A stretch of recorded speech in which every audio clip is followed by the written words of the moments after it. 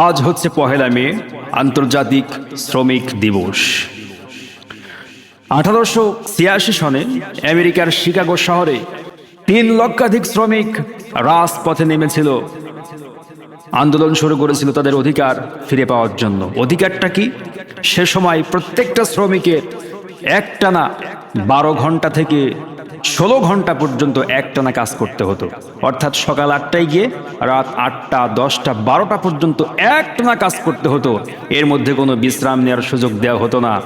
এরপর over time দেওয়া হতো না, ছুটি দেওয়া হতো না। এত বড় কঠিন যন্ত্রণা শ্রমিকরা ভোগ করছিল।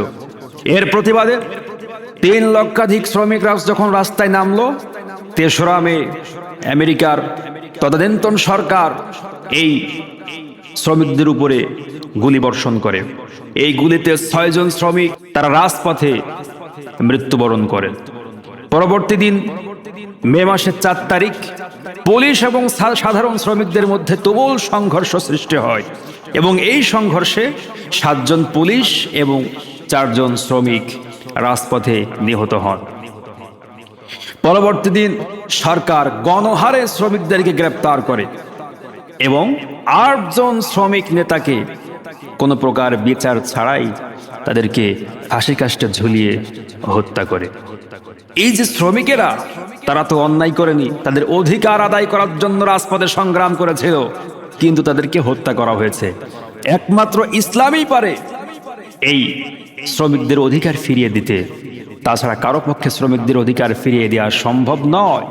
এবং এরপর ১৮৮৯ সনে সর্বপ্রথম প্যারিসে ১লা মে এই দিনটি আন্তর্জাতিক শ্রমিক দিবস হিসাবে স্বীকৃতিপ্রাপ্ত হয় এবং এরপর থেকে যে বর্তমান ৮ ঘন্টা শ্রমিকেরা কাজ করে, এটা শুরু হয়।